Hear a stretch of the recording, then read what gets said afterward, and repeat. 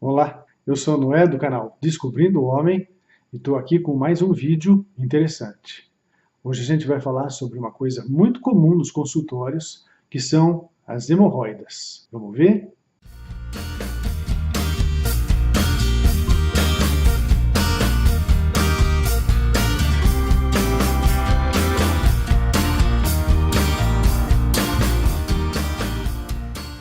Por que abordar esse tópico?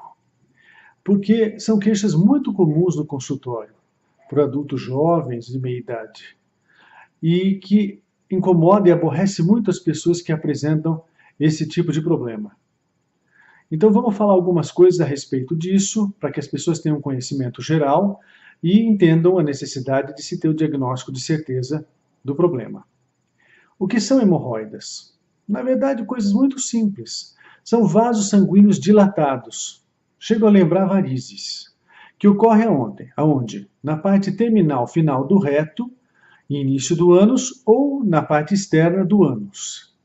E esses vasos, então, podem se apresentar de várias maneiras, em vários graus de acometimento, causando sintomatologia de acordo com o grau de inflamação ou de evolução em que eles se encontram. Muitas pessoas procuram o médico em busca de orientação e de tratamento para o incômodo que isso representa. Eu fiz aqui alguns slides e vou apresentar para vocês, para que vocês tenham uma ideia anatômica da apresentação desses vasos dilatados, aos quais chamamos hemorroidas. Vamos então aos slides. Hemorroidas. As hemorroidas se apresentam de duas maneiras: hemorroidas internas e hemorroidas externas. As hemorroidas internas ocorrem na parte interna do ânus e final do reto, e as externas ocorrem do lado de fora do ânus. Esse slide mostra esquematicamente, de modo simples, a formação desses dois tipos de hemorroidas.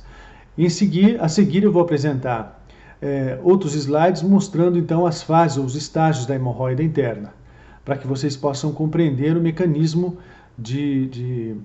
patológico desse acometimento. A hemorroida interna aqui está sendo mostrada no final do reto e o início do ânus, ou da musculatura do ânus. A hemorroida externa aqui são nódulos ou caroços que se formam pela inflamação desses vasos ou dessas veias e que aparecem do lado externo do ânus com bastante sintomatologia, como eu vou falar em seguida. Esse é um esquema bastante simples, mas que consegue passar a ideia dos estágios da hemorroida interna. A princípio, ela se apresenta no grau 1, que a pessoa não sabe que tem. Ela evacua, não tem nenhuma alteração, muito raramente pode acontecer sangramento se por algum motivo lesar um desses vasos que estão inflamados e provocar sangramento, mas ela não dói, não dá quase sintoma nenhum. No grau 2, eventualmente a pessoa pode saber que tem, porque durante o processo de evacuação costuma prolapsar ou sair para fora esse mamilo hemorroidário. E depois ele volta sozinho, sem ajuda nem nada. As pessoas, na maioria das vezes, não sabem que tem, porque dificilmente alguém olha o ânus durante o período de evacuação para ver que saiu um nódulo e que voltou depois que a evacuação acabou. No grau 3, na hora da evacuação, existe um prolapso desse nódulo, ele fica depois da evacuação e a pessoa tem que reduzir, ela tem que colocar o nódulo de volta para dentro, empurrar com o dedo. Mas ainda é redutível. Tem alguns sintomas, às vezes sangramento, coceira, prurido, e que faz a pessoa já começar a se preocupar. No grau 4, ele quando vai evacuar, se esse mamilo hemorroidário estiver muito inflamado, ele vai prolapsar e vai ficar para o lado de fora e a pessoa não vai conseguir fazer redução, nem mesmo empurrando ela de volta para o lugar. Aí é o momento em que ela tem uma série de sintomas, como ardência, dor muito intensa, desconforto, acaba procurando o médico para o tratamento dessa fase aguda da inflamação da hemorroida. Agora, figuras de fotografias reais da hemorroida em seus estágios. Esse é o grau 1. Então a pessoa tem algum acometimento, mas ela quase não percebe. No grau 2 já existe um processo inflamatório maior, uma hiperemia maior, com uma modificação da estrutura natural das pregas normais do ânus. No grau 3, já existe uma exteriorização maior desse mamilo hemorroidário, no caso aqui até com um certo grau de inflamação, que é redutível. No grau 4, o prolapso, como eu falei para vocês, o mamilo realmente sai para fora, produz um inchaço, um edema nessa região, causando um tremendo desconforto para a pessoa, fazendo com que ela vá procurar auxílio médico mais rápido. As hemorroidas são muito mais comuns do que se imagina. Elas aparecem em adultos jovens, da idade acima dos 20, 30 anos até os 50 anos, numa proporção igual entre homens e mulheres, embora o diagnóstico seja mais comum em mulheres, porque elas procuram mais o médico quando tem uma alteração do que os homens, talvez por uma questão de facilidade para elas. Os homens têm mais dificuldade em se expor nesse tipo de patologia.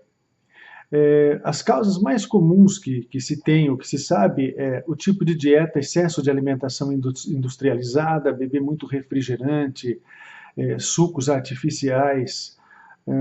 Outra causa comum é a baixa ingesta de água. Mas existem alguns fatores que é uma predisposição do próprio corpo, uma predisposição genética para a pessoa apresentar essas alterações. É muito importante procurar o médico, porque não é só a hemorroida que causa sangramento.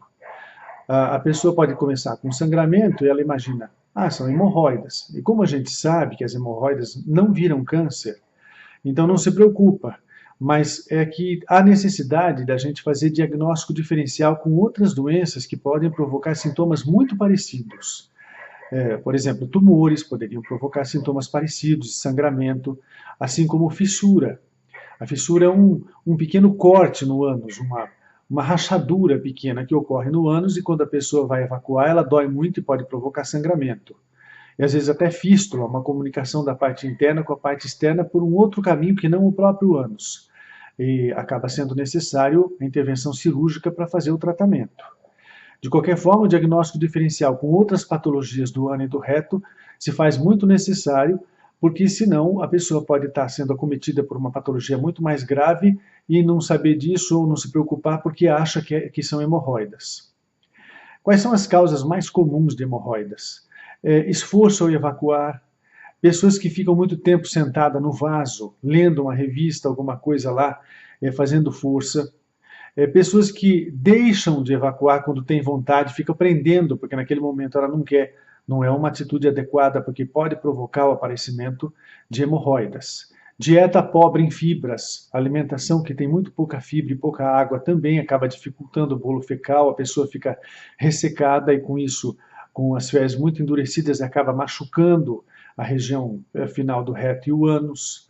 Isso é importante levar em consideração. Pessoas que têm obstipação intestinal, ou seja, são ressecadas, que têm dificuldade para evacuar. Também são pessoas suscetíveis de apresentar hemorroidas. Pessoas que têm diarreia crônica por uma série de patologias associadas. Por exemplo, uma pessoa que tem doença celíaca, que tem intolerância ao glúten e não sabe disso, pode ter uma diarreia crônica há muito tempo, e essa diarreia acaba machucando o ânus e provocando o aparecimento de hemorroidas, como de outros sintomas importantes a serem tratados, como desnutrição, que pode acontecer. Tabagismo, o fumo pode ser uma causa de aparecimento de hemorroidas.